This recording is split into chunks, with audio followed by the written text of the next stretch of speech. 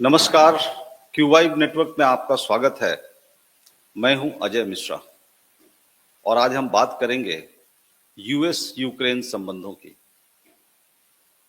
दोस्तों, जब से डोनाल्ड ट्रंप साहब आए हैं और उनका जो अंदाज रहा है वो उनके एक फेवरेट आइकॉन नेपोलियन से काफी मिलता जुलता रहा है। नेपोलियन कहते थे, आई केम, आई सॉ, आई कंकर्ड। मैंने आया, मैंने देखा और मैंने जीत लिया। एक ऐसा ही अंदाज ट्रंप साहब का रहा। जब से वो आए हैं वो साफ साफ फैसले ही सुना रहे हैं। जो भी स्थितियां थीं जो उन्होंने चुनाव के पहले देखे थे, जो भी उनके चुनावी वादे थे, बस सत्ता मिलने के बाद मेक अमेरिका ग्रेट अगेन के नारे को बुलंद करने के लिए, अमेरिका फर्स्ट के नारे को बुलंद करने के लिए, अमेरिका के वर्चस्व को विश्व भर में लहराने के लिए उन्होंने बस ऐलान पे ऐलान किया है। कनाडा को हम यूएस में शामिल कर लेंगे। गाजा पट्टी पे रिवारा बना देंगे। ग्रीनलैंड को हम खरीद लेंगे। पनामा कैनल हमारा है। पूरी दुनिया पे हम टैरिफ लगा देंगे। और आज उनके टैरिफ लग भी गए हैं। उनके टैरिफ से ऐसा नहीं है कि जिन पे टैरिफ लगा है वही परेशान है। उनके टैरिफ से खुद वो, उनके बाजार, उनके सिटीजन्स परेशान नहीं है, ऐसा नहीं है। क्योंकि एक वादा था कि हमारे आते ही इंटरेस्ट रेट्स कम हो जाएंगे, प्राइसेस कम हो जाएंगे। पर ये कोई इकोनॉमी का सिद्धांत नहीं है कि आप टैरिफ वार एस्केलेट करके इंटरेस्ट रेट्स को कम कर दोगे, प्राइसेस को कम कर दोगे। जिस तरीके की स्थिति वर्ल्ड मार्केट्स में हो गई है और जैसी जिटरी दुनिया भर के बाजार में हो रहा है, मेक अमेरिका ग्रेट अगेन और अमेरिका फर्स्ट के नारा को बुलंद करने वाले ट्रंप साहब के भी मार्केट्स ट्रंप साहब के नाम से कांप रहे हैं। हर आदमी दहशत में है। एक दहशत का माहौल जरूर बन गया है, पर क्या दहशत से ही अमेरिका ग्रेट हो जाएगा, अमेरिका फर्स्ट हो जाएगा? जो स्थिति यूक्रेन के साथ और ओवल ऑफिस में जेलेंस्की और ट्रंप साहब की मुलाकात के बाद उभरी, उसकी किसी ने कल्पना नहीं की थी कि 3 साल से युद्ध में लगे हुए एक देश जिसके साथ यूरोप और यूएस भी है, जिसकी हैसियत आप बहुत ही छोटा कीड़े मकोड़े जैसा आंक रहे हो, वो आता हो और ओवल हाउस में आपके साथ बहस करके चला जाता हो। ये बात और होती है कि आप कहें कि वो तो आपके ही बल पे जी रहा है, आपके ही सहायता पे युद्ध लड़ रहा है और आपके ही एहसान के तले जब दबा हुआ है। पर वहां से जब वो निकलता है और वो निकल करके लंदन पहुंचता है, तो एक जो नए ग्लोबल ऑर्डर की शुरुआत आपने की थी, रशिया से बात करके, रशिया से अपनी नजदीकियां बढ़ाकर, सालों की यूएस फॉरेन पॉलिसी जो रशिया के खिलाफ थी, उस रशिया को गले लगाकर उस ऑर्डर को झटका देने का एक नया ऑर्डर जेलेंस्की के यूएस से लंदन पहुंचते ही शुरू हो जाता है। और अभी जो ट्रंप साहब ने किया है कि जो अनुदान यूएस को यूक्रेन को देना है, वो भी जो कि ऑलरेडी सैंक्शन्ड है, उसको भी उन्होंने रोक दिया है कि यूक्रेन को किसी तरीके का और एड अमेरिका नहीं देगा।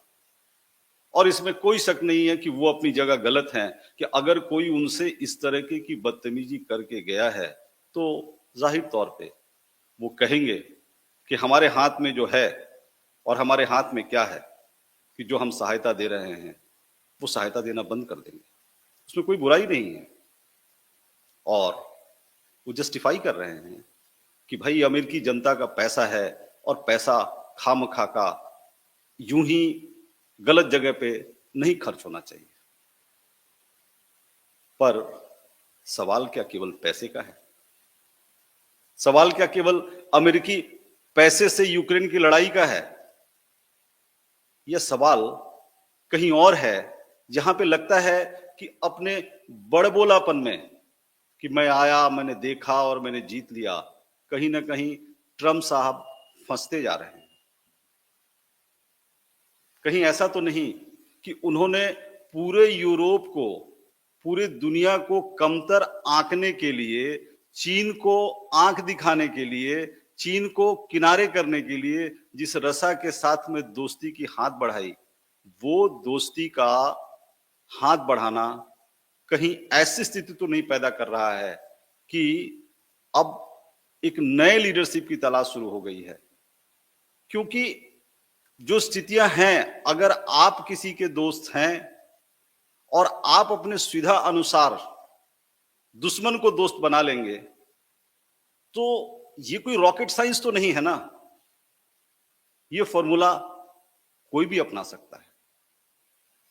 यूरोप जो पिछले 80 साल से अमेरिका को एक बड़े भाई का स्थान दे करके अमेरिका के साथ चल रहा था, उस बड़े भाई ने अचानक ही अपना हाथ खींच लिया। और एक तरीके से देखा जाए तो ये हाथ खींचना अमेरिकी नीतिगत आधार पर हाथ खींचना नहीं है। अमेरिकी नीति से हटकर ये व्यक्तिवादी नीति हो गई है। क्योंकि एक सत्ता के बदलते ही विदेश नीति बिल्कुल बदल जाए।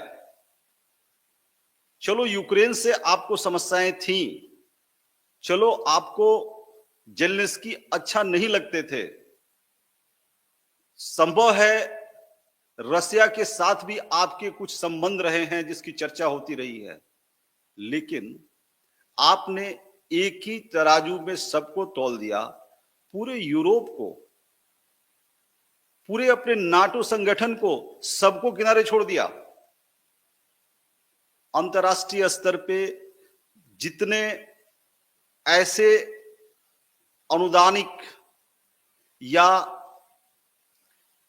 विश्व को संचालित करने वाली, कोऑर्डिनेट करने वाली एजेंसीज थी, आपने यूएसएआईडी से शुरू किया कि वहां बहुत ही मिसमैनेजमेंट है और जो पैसे खर्च किए जा रहे हैं वो खामखा के खर्च किए जा रहे हैं, वो सब ठीक था।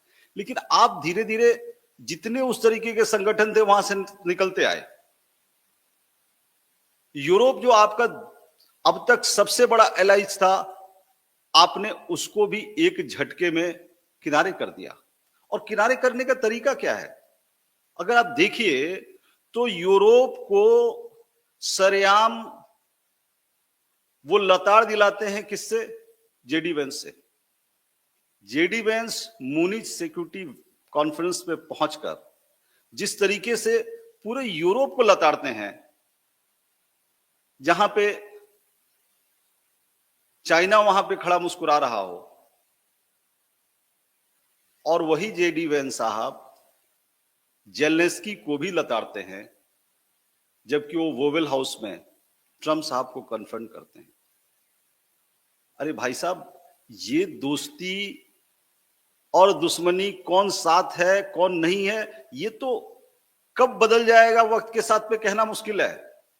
जेडी वेंस साहब भी तो बहुत बड़े ट्रम्प साहब के क्रिटिक रहे हैं, पर आज सत्ता में हैं, उनके साथ हैं तो उनके वाइस प्रेसिडेंट हैं।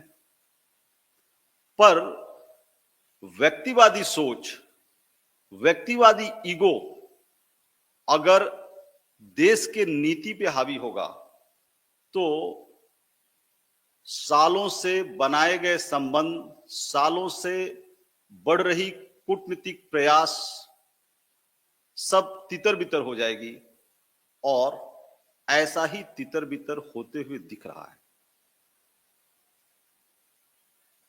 दरअसल जेलेंस्की जो ओवेल हाउस में करके आए हैं उसकी जो भी भर्त्सना हो, लेकिन उसने सबके मन में ये बात डाल दी है कि भैया आप तो दादागिरी कर रहे हो और अभी बहुत छोटे से एक मजबूत करिंदे ने आपको जवाब दिया है। जवाब देने का इंतजार सब कर रहे हैं। जवाब देने का इंतजार यूरोप भी कर रहा है, जवाब देने का इंतजार मिडिल ईस्ट भी कर रहा है, जवाब देने का इंतजार कनाडा भी कर रहा है, जवाब देने का इंतजार मैक्सिको भी कर रहा है। भाई आपने 25% टैरिफ लगाया तो ऐसा तो नहीं है कि वो हाथ जोड़ के खड़े हो गए। चीन पे लगाया तो ऐसा तो नहीं है कि वो हाथ जोड़ के खड़े हो गए, वो भी उन्होंने काउंटर टैरिफ लगा दिया आपके ऊपर। और वो लगाए भी क्यों नहीं? क्योंकि जो चीजें आत्मीयता, दोस्ती के आधार पर रिजॉल्व हो सकती थी, उसको आपने दबाव के आधार पे खत्म करने की कोशिश की। जो सालों से था वो एक झटके में खत्म नहीं हो सकता है। और आप किसी को भी अंतरराष्ट्रीय स्तर पे, हर देश की अपनी सोवेरेनिटी है, उसको रौंद कर आप अपने आप को बड़ा नहीं कर सकते हैं। और अगर आप इसके आधार पर बड़े होंगे तो मेक अमेरिका ग्रेट अगेन के नारा के साथ साथ आप अलग थलग पड़ जाएंगे। आज अगर देखा जाए तो जो यूएस में हुआ ओवल ऑफिस में, उसके बाद अगर हंगरी को और कोलंबिया को छोड़ दिया जाए तो ट्रंप साहब के पक्ष में किसी का कोई स्टेटमेंट नहीं आया। और अंदर खाने सब के सब यूक्रेन के साथ खड़े हैं। भाई यूक्रेन आपके पास गया शांति वार्ता के लिए, संधि वार्ता के लिए, तो आप कह रहे हैं कि $500 बिलियन की डील करके जाओ। जब आपके संसद ने 187 बिलियन ही सैंक्शन किया हो, $4 बिलियन अभी जाना बाकी हो, उस पे भी कंट्रोवर्सी हो, उसको आप कभी $200 बिलियन कह रहे हो, कभी $350 बिलियन कह रहे हो, कभी $500 बिलियन कह रहे हैं, तो भाई साहब क्या हुआ? पूरा यूक्रेन ही लिखवा लोगे क्या? और जेलेंस्की का विरोध जिस तरह भी रहा हो, सही या गलत, पर अपने देश के हित की बात तो वो करेंगे ही ना। कि ऐसा थोड़ी हो सकता है कि आपने 100 देकर 500 वसूलने लगोगे जब उसकी जान जा रही हो। और जब आप वो वसूलने की कोशिश करोगे तो आपको जवाब भी सुनना पड़ेगा। ट्रंप साहब ने ये कोशिश मैक्रोन साहब की मौजूदगी में की कि हमें तो अपना पैसा वसूलना है, आप बताओ कैसे वसूलोगे? तो उन्होंने बहुत साफ साफ कहा कि हमारे पास $350 बिलियन के रशिया के फ्रीज्ड एसेट्स हैं, हम उससे निकाल लेंगे। हालांकि उसके निकालने में जो भी पेचीदगियां होगी, पर यह तो बात नहीं हुई कि नहीं हमें वहां से सीधे उठा लेना, जैसे कि आप कह रहे हैं। एक अनुमान के मुताबिक यूक्रेन में जो खर्च हो रहा है, उस खर्च का पर $100 में से $20 अमेरिका के पास से आ रहा है, $55 यूक्रेन के पास से आ रहा है और $25 यूरोपियन यूनियन के पास से आ रहा है। मतलब कि इस लड़ाई में यूरोप और यूएस मिलाकर 45%, आप 50% भी मान लो, तो भाई 50% तो वो झेल ही रहा है। और उसके बाद अगर आपकी शर्तें ये होंगी कि आप सब कुछ लिखवा लोगे उसका और अपनी जनता को बताओगे कि हमने तो यूक्रेन को लूट लिया, तो अरे भाई साहब, आप ही की जनता आपसे कहेगी कि हम तो अमेरिका को ग्रेट बनाने चाहते, लुटेरा थोड़ी बनाना चाहते थे। और जो जेलेंस्की ने जवाब दिया है, वो जवाब इसी मानसिकता को दिया है कि आप के प्रति हमारा ग्रेटिट्यूड है, आपने सहयोग किया है, हम रोज आपको याद करते हैं, हमें आपकी साथ की जरूरत है, पर एक तो हमें खा मत जाओ, और दूसरा कि चलो ले लो जो चाहिए, कम से कम ये तो कहो कि हमारी शांति और सुरक्षा कैसे बने रहेगी। कोई देश युद्ध खत्म करने को तैयार है, कोई देश आपको अपने मिनरल रिजर्व्स देने को तैयार है, और वो कह रहा है कि आप हमारी सुरक्षा पे तो कम से कम कोई स्टेटमेंट दीजिए। तो आप के डिफेंस सेक्रेटरी कहते हैं कि नहीं, नाटो में आप सम्मिलित नहीं हो सकते हो। बिल्कुल ठीक है, आप भी कहते हैं नाटो में आप सम्मिलित नहीं हो सकते हो।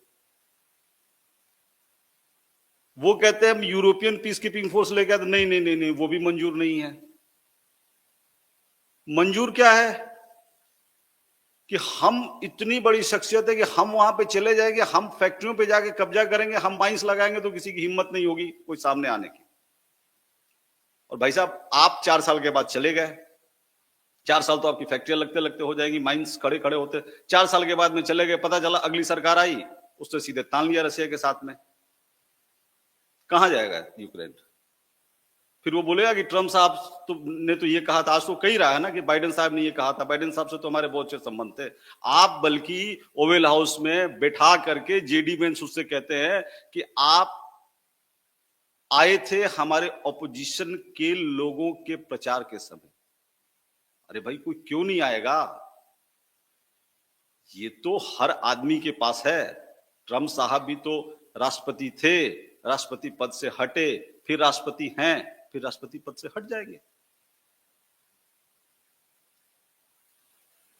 जेलेंस्की मई में अभी तक चुनाव नहीं करा पाए हैं, मई के बाद चुनाव नहीं करा पाए हैं। पुतिन साहब तो कितने सालों से बैठे हुए हैं, वहां कोई सवाल नहीं है, लेकिन जेलेंस्की डिक्टेटर घोषित कर दिया है ट्रम्प साहब ने, क्योंकि मई के बाद चुनाव अभी तक नहीं हो पाया। इजराइल में चुनाव हो गया है क्या? क्या ट्रम्प साहब ने पूछा इजराइल से कि आपके यहां चुनाव नहीं हुआ, आप तो आपके साथ में हम बात नहीं कर सकते हैं? तो आप अगर ये नैरेटिव सेट कर देंगे कि जो विजेता है उसके साथ में खड़ा होऊंगा, तो फिर किस बात के आप मेक अमेरिका ग्रेट अगेन? जो कमजोर होगा वो अपनी तो रास्ता तलाश करेगा ही करेगा, और आपने वहां लाके खड़ा ही कर दिया है कि यूरोप रास्ते तो तलाश रहा ही है। और आपको कहीं ना कहीं ऐसा लग रहा है कि पता लगा कहीं सब कुछ बिल्कुल कटी न जाए, क्योंकि मध्यस्थता की बात ऐसा थोड़ी है कि आप ही अकेले कर सकते हैं। आज विश्व मंच में जो स्थितियां हैं, आपका दुश्मन नंबर 1 बस बैठा हुआ इंतजार ही तो कर रहा है।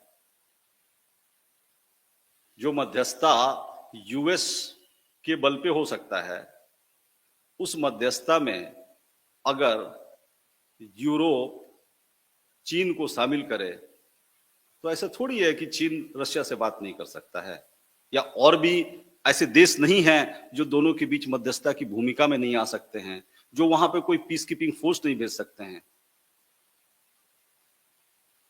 आखिरकार आपके यूक्रेन के इस रवैया को देखते हुए ही चीन ने ताइवान पे ठोक दिया ना। कहां कह रहे हैं आप कुछ? ताइवान तो आपका लाई था, आपको उसे धंधा चाहिए, और जब चीन सीधे उसके गले पे खड़ा है, आप कुछ कर पा रहे हैं? भाई साहब, पूरे विश्व भर में मेक अमेरिका ग्रेट अगेन का संदेश क्या जा रहा है कि जो जीतेगा उसी के साथ खड़ा होकर के अगर ग्रेट बनेगा अमेरिका और ट्रम्प साहब ग्रेट बनेंगे, तो दुश्मनों की तो बात हटाइए, आपके साथ आपकी जनता भी नहीं खड़ी होगी। अभी तो महज 20 जनवरी को आपने सत्ता संभाला है, अभी 1 महीना होने को आए। वैसे आपको चुनाव जीते हुए लगभग 3 महीना होने को आए।